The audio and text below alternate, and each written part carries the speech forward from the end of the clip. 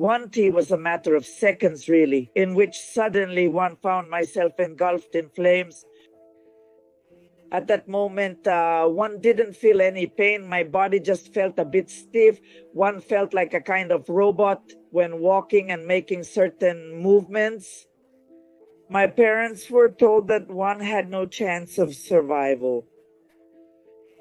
One suffered burns on 98% of my body of third degree.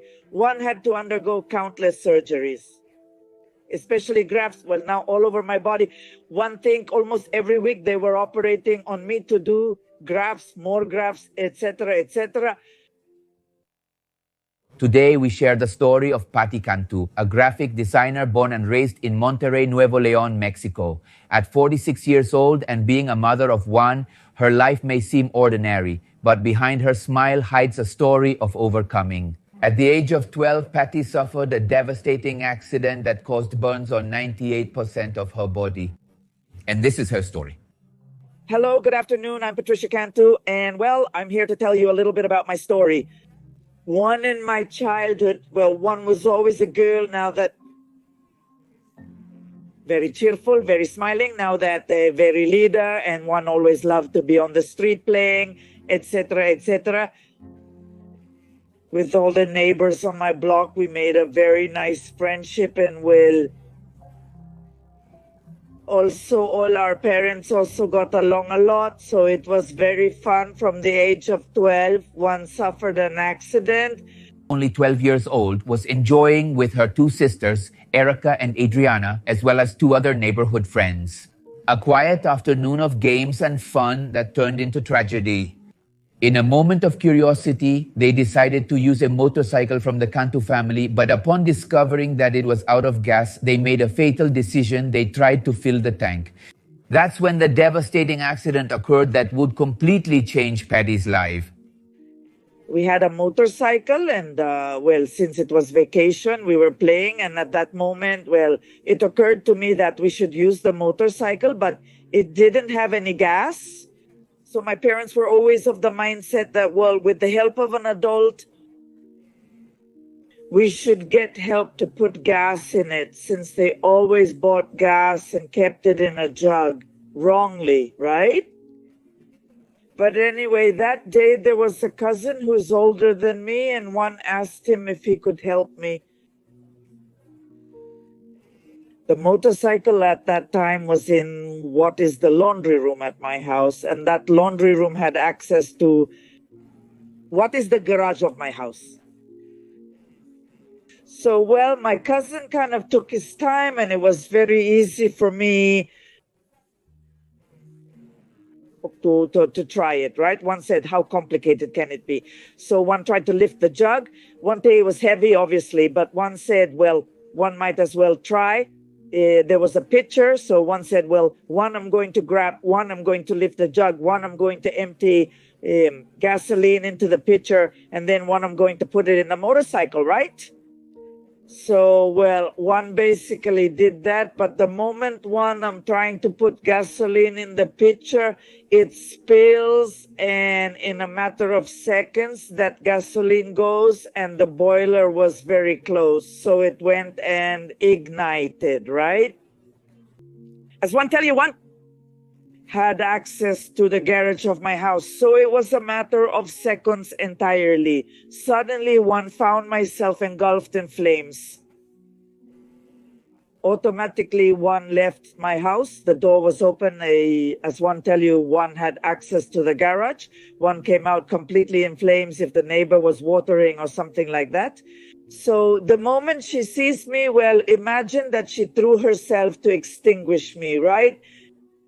Thank God a neighbor was coming in his car. And imagine that, well, he throws himself towards my house. He gets off. One think a friend of mine was coming. So, well, he covers me and puts me out. Fortunately, because, well, one later found out that putting yourself out with water, well, it's counterproductive and makes things worse. The best thing to do is to put yourself out, throw yourself to the ground, and cover yourself with something. And, well, as one was telling you, one was 12 years old when one had the accident. One was playing with my sisters, neighborhood girls. One remembered that they had peeked into the laundry room because they realized that in my house, the kitchen was downstairs and you had to go down some stairs to get to the laundry room. So one saw that they were peeking, but well, one mean everything stayed there, right? One didn't know anything else. So at the moment they turned me off, they put me in the neighbor's car because it was now an urgent matter to take me to a hospital. One get in, one walk, and as one tell you, one leave. One was able to do it all by myself. At that moment, one didn't feel any pain. My body just felt a bit stiff. One felt like a robot guy when walking and making certain movements. At that time, my mom was pregnant. I was about 8 months pregnant. So you can imagine the event itself, how complicated the matter was. The family rushes to take Patricia to the hospital so they can properly assist her, as the flames had caused third-degree burns on 98% of her body. Third-degree burns are those that affect the deep layers of the skin, underlying tissues such as muscles, tendons, and bones. And so the diagnosis was serious. Patti was in critical condition. They're taking me to Mugasa. One remember getting down by myself, getting on the stretcher, etc., etc. Once I'm in there, they start to take off all my clothes, everything, right? And well, one lose consciousness. They sedate me, put me to sleep. One don't know. And what one know, what I'm going to tell you now is through my parents, uncles, etc. They told my parents that one had no chance of life. One suffered third-degree burns on 98% of my body. So yes, it was a very complicated case. Besides, there's nothing here. There are no specialized hospitals, and even if it was a private hospital, etc., well, no. At that time, perhaps we didn't have the science and the necessary things to be able to treat me. So, well, my parents, especially my dad, start to move around everywhere, calling other hospitals in the United States. There, they recommend a hospital in Galveston, which is the trainers, and it's a hospital that is now specifically for children with burns. So they call that hospital, they approve me because it's also a matter of getting approved depending on the case, the magnitude, etc., etc. They approve me, they accept me at the hospital, they come for me and transport me to Galveston. So one wake up being there. One had to undergo countless surgeries, especially grafts, because now they were intervening everywhere to give me grafts, more grafts, etc., etc. While they were intervening to give me grafts, more grafts, etc., etc. While receiving treatment for his burns, he experienced moments that in his perception were almost normal, like seeing his sisters who had been present on the day of the accident. She shared every detail with her father, however. There was something that Patti couldn't quite understand. Every time she told her father about her experiences with her sisters in the hospital, he would look at her with a somewhat strange expression. One in that period that one was in the hospital, well, several events also happened to me. Saw my sisters, one saw several things, one saw a dog, one saw cousins when they were little. One witnessed several things like that. But the most important thing about this was that one saw my sisters, and the typical one you always fight with, this way, right? So my dad accompanied me. Being there in Galveston, my mom couldn't accompany me because of the same situation that she was pregnant. So she had to wait to, well, now give birth, etc., and then accompany me. So when one was there, one would complain to my dad, and one would say, "Dad, it's just that Adriana is pulling my hair, or this, that Erica is pinching me, etc., etc." So my dad was like, "Well, what's up, right?" One mean like, "What's wrong with her?" Like she's hallucinating, she's delirious, etc., etc. So, well, he talks to the doctors, and the doctors tell him that, well, he had to talk to me, right? So one was unaware of the magnitude, well, now, yes, of the accident itself, right? Because, well, one thought it was just me, but then one found out, well, that my sisters died in that accident. So for me, it was something very difficult and complicated, because in some way one felt guilty, because one said, if one had known, then one would have gone in and taken them out. But as it was all a matter of seconds, and in my mind, it was like they had only peeked out, but that's it. So, well, it was something complicated, but at the same time, one feel that, well, thanks to my family, to God, etc. Now, he really never let go of my hand. One understood that, well, accidents happen, and it was something that was not in, right? That one had no reason to feel guilty, because now, as one tell you, accidents happen in a matter of seconds. And well, okay, my sisters were we were a year and months apart from each other. One, in fact, one was the oldest. Adriana followed me. She was the middle one. She was 9. At that time, one was 12. When the accident happened, she was 10 years old, about to turn 11, and my sister Erica was 9 and about to turn 10. Well, we were just kids. We got along very well. But of course, the typical, obviously, fights, arguments, and everything. But yes, we were always super close, and we always went out and played with the neighbors. We had a very, very, very beautiful childhood, thank God. And well, when this happens, yes, to me, it's like, yes, at some point, everything fell apart for me, but it was also like reflecting and understanding, well, as one tell you, this had been an accident that was not in my hands. Well, regarding my sisters too, what one experience being there with them, being in the hospital, it was the typical sister thing, right? The fact that obviously you argued, you fought, but it was something beautiful, because one felt her being there with me without really imagining what had happened. But one also realized that they never left me at any moment, right? Despite what happened, they seem to have been accompanying me throughout my process. And that was something very beautiful, because one experienced many things among those. Well, that was it was the best, or wasn't it? That one could have lived. Obviously, after one knew the truth, those images already, or those kinds of things that one experienced, well, they disappeared.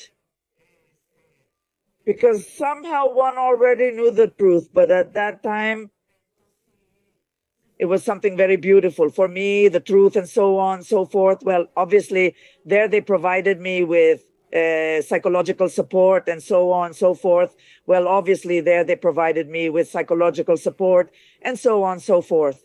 So they say, well, one thing what's necessary is that she also has that help, that support.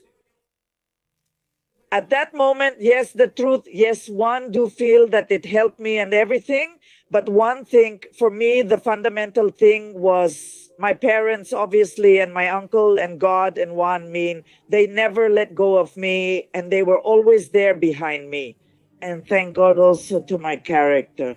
One have a very strong character, so then one thing that helped me a lot to also be able to face everything that was coming on top. Because at that moment, obviously, well, one assimilates what was coming, right? So obviously one was still in bed. As one tell you, one was still going through surgery after surgery. Then came the rehabilitation as well. One T was like being reborn at a certain point, in the sense that one had to learn to eat again, to walk again. Because my body with the grafts, etc., the body and the arms and everything becomes rigid. So you have to have rehabilitation to be moving and to have that flexibility again. So it was something super complicated. The truth is very painful. But well, it was something that at times one wanted to throw in the towel. My parents wouldn't allow it. My parents were always there standing by my side, and they made me see that in some way, well, it was the life that one was having to live, but that one had to now put all my effort into it and get out of this, right? Losing her sisters Erica and Adriana was devastating for Paty.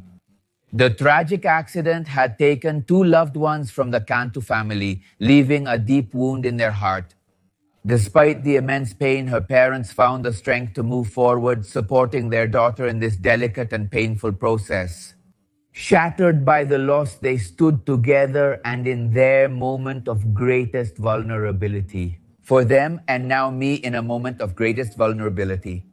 For them, and now me, and one of my mom, geez, it even makes me feel like one can't understand how my mom was so strong because now one start to imagine, one say, wow, one don't know what it would be like for me to lose my son. You know what one mean then?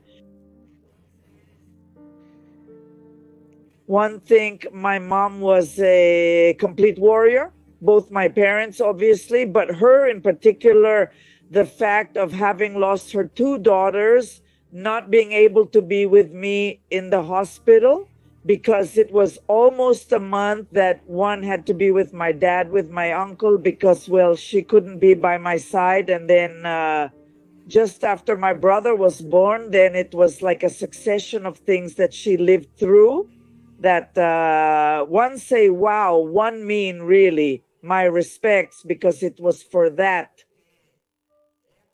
She would have collapsed, she would have gotten depressed, and something that didn't happen. One say, of course, yes, in the time that one wasn't there, that she couldn't be with me, of course it was for her. Yes, she did collapse and everything you want, but she was too strong, one mean, because somehow she knew that she had, well, my brother had just been born and she had to take care of and protect him. Whom she had to take care of and protect. So, well, one thing that helped her a lot not to collapse, not to fall, not to get depressed, because she knew that someone else depended on her. So, yes, one believed that for them it was completely difficult. And besides, everything happened very quickly. One mean, like they couldn't go through that grief like fully experienced because of the situation one was in, and they had to, if one take care of myself and continue to explain myself, it will help me feel better. My dad was with me and he only returned to Monterrey to be at the wake for a few hours. So that's what one I'm telling you. One mean everything happened very quickly, but they had to be with me in some way. So they couldn't sink because, well, yes, now they had someone who depended on them. So they had to be 100% in some way.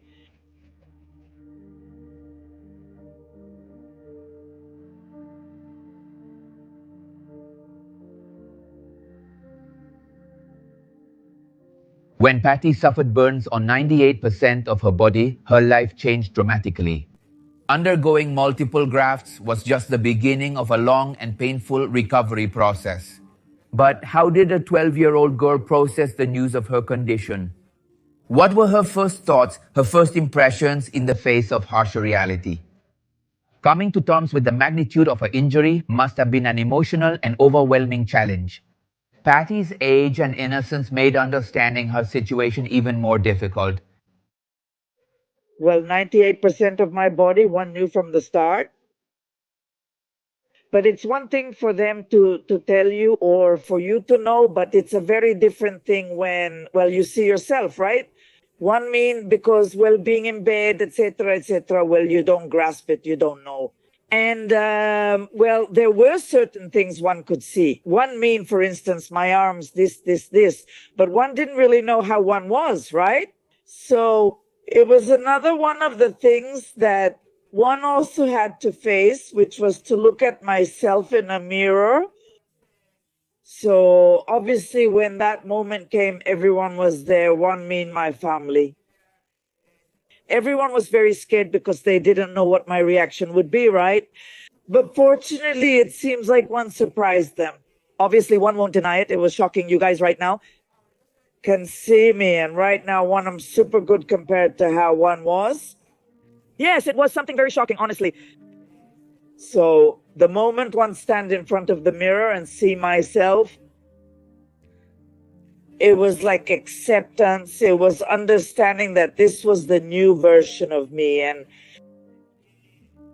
well, obviously it was within me. Well, now it was about accepting myself or sinking. And well, now it was about getting depressed and sinking. It never crossed my mind, but quite the opposite. And obviously that too, one also owe it to my parents because they were always behind me, supporting me, encouraging me to move forward, right? So, well, one continued with the therapies, with the rehabilitation, and one was gradually progressing. So, one already started the rehabilitation process. Now, indeed, to do more and more things, to walk, to eat, etc., etc. And well, while one was in Galveston, one was completely hospitalized for about a month. After that month passed, they gave me a chance to leave. They discharged me, but one had to continue living in Galveston because one had to go to rehabilitation every day, treatments from surgeries, etc., etc. Throughout that process, one also had to wear the little suit, as one called it, which is like a kind of mesh that covers, well, now your whole body. Well, in my case, it covered my whole body because, well, one suffered 98% burns. So one had to wear that little suit, which was also not uncomfortable, but yes, and well, it also made you very hot. So, well, there were that one had to wear a mask. First one used, one had two types of masks that one had to wear a mask. First one used, one had two types of masks.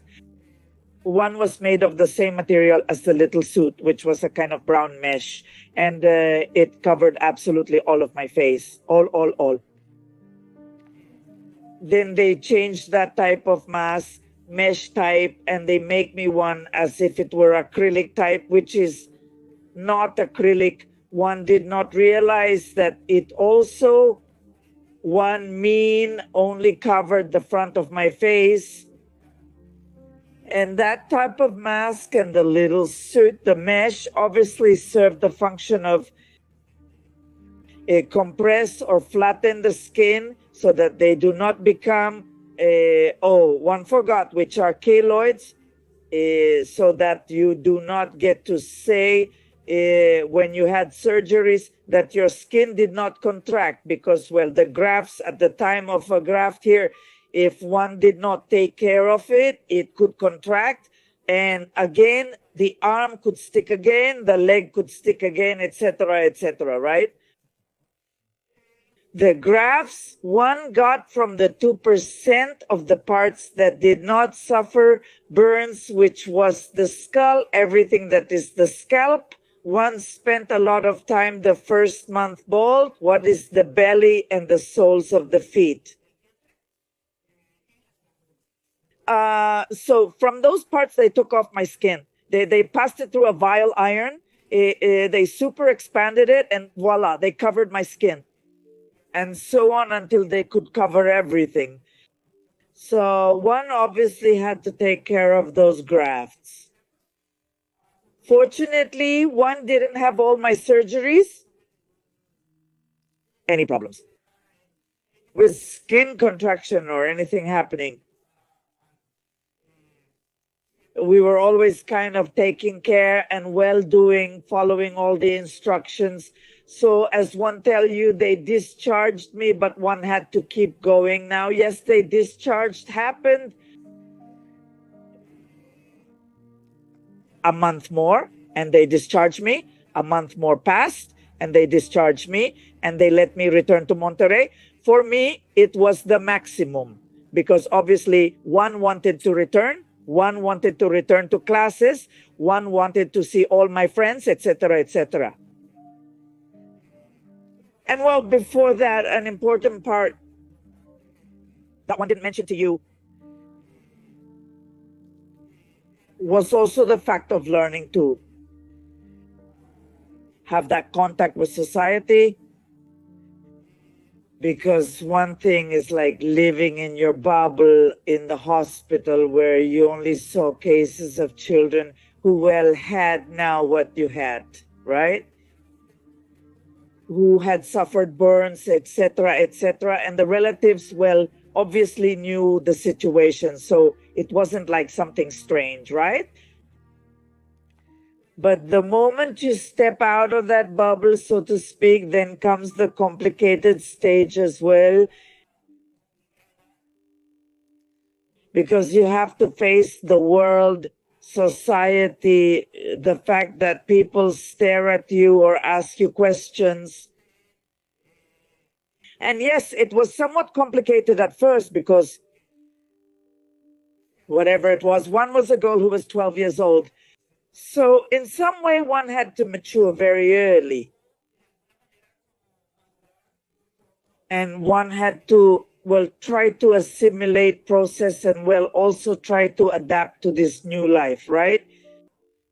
Because as one tell you, once one was out, one was going to shopping centers, to the supermarket, one was already in direct contact with society, right?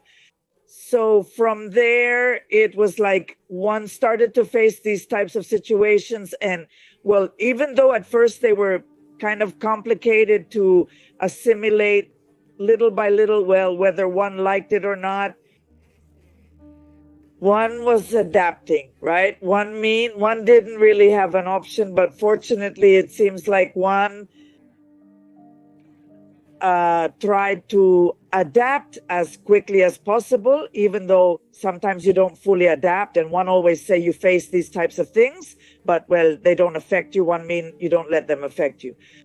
And thank God, me too. It's just that one always believed that everything is within us. One is about, one also believed the confidence that you show to others. If you arrive at a place, well, with fear of not knowing how other people are going to act, well, you are already like, well, yes, somehow overwhelmed that maybe it can affect you. Do you understand me? But if you arrive with confidence, well, the same people also kind of see you as normal, if one explain myself. So you don't cause that much of that astonishment effect of in front of others. At least that's what I've experienced and lived. Of course, yes, I've come across countless questions, challenges, or details, right? But well, you keep learning, you keep learning. It also happens that it's not just you, but your friends too, right? When you have your friends, and the fact that you're hanging out with them and another outsider comes along, it becomes uncomfortable for your family or your friends that they won't leave you alone, right? So there have been several stages and things like that one have had to deal with. Well, one think everything depends on one's attitude, right? The moment one returned to Monterrey, it was really about gradually getting back to my routines. When one had the accident, one was about to start my first year of secondary school, and well, one lost a year because of that. And when one returned, it was about reconnecting with my friends. Thank God, my friends, all my neighbors, one received a lot of support, love. One thing that in spite of everything, one was surrounded by the right, perfect people, as one tell you, full of love. At no point in my process or in terms of education, let's say, when one returned to study secondary school or in university, one never had, fortunately, that one noticed issues with bullying or problems. Something that was complicated for me, right? On the contrary, one thing that everything around me also made my life bearable. And as one tell you, one also think that everything is in the attitude one takes and will.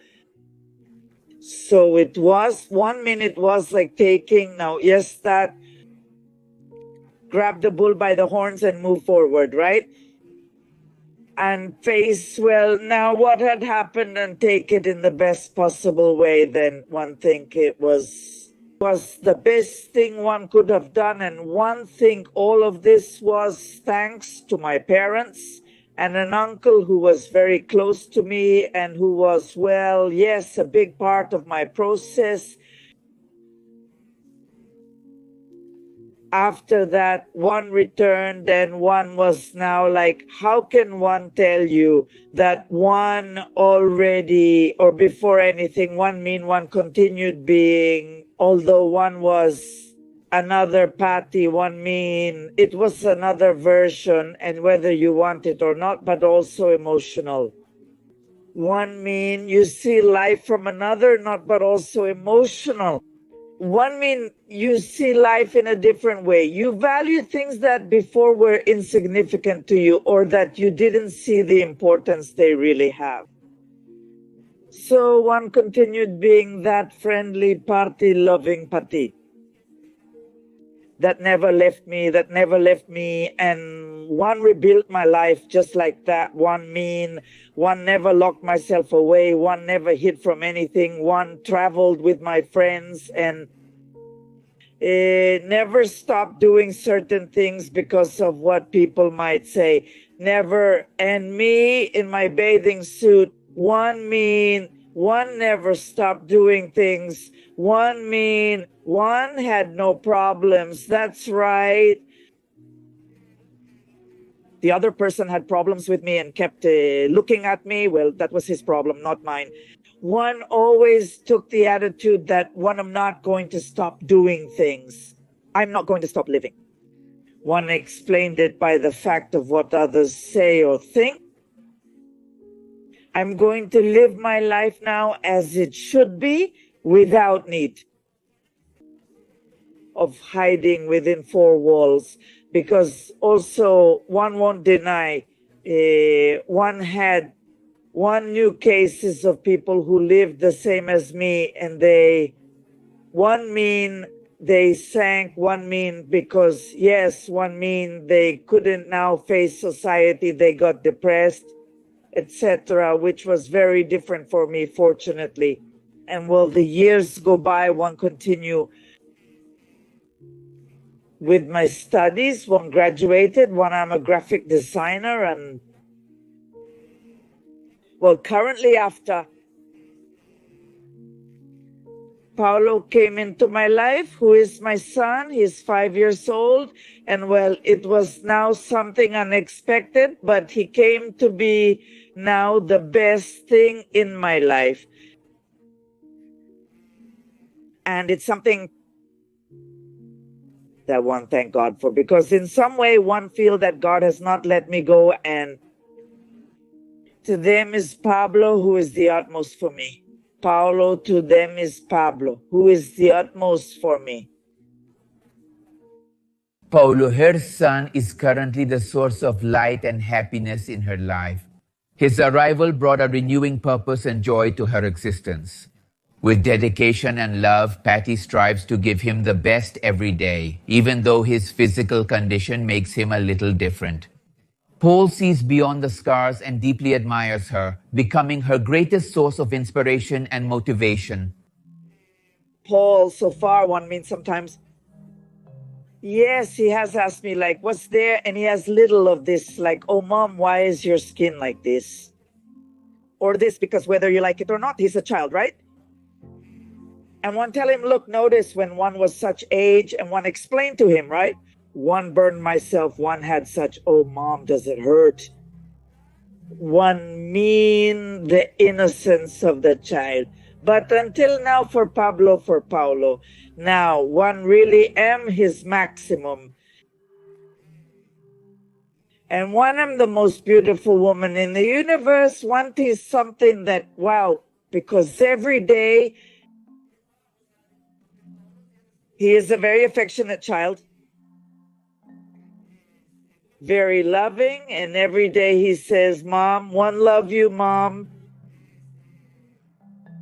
You're beautiful. And one say, wow, one mean.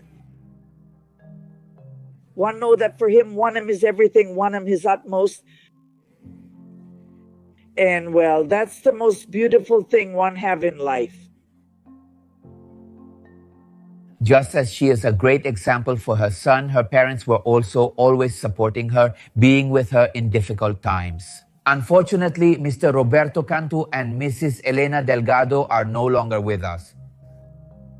Oh, well, the topic of my parents. My parents are no longer here. My mom passed away. And well, it was another process about my mom passing away. And well, it was another process, especially my mom's, which was more complicated. One mean, it's not that my dad's loss doesn't hurt me, but well, a mom is a mom. And yes, it was something difficult, but well, right now, one knows she's at rest, that she's in a better place, and well, somehow, someday we'll be together again. Paty, in her experience and wisdom, leaves us all a piece of advice that we should take into account. What would you say to someone who went through the same thing as me? Well, one thing one would tell them that everything is about attitude, while one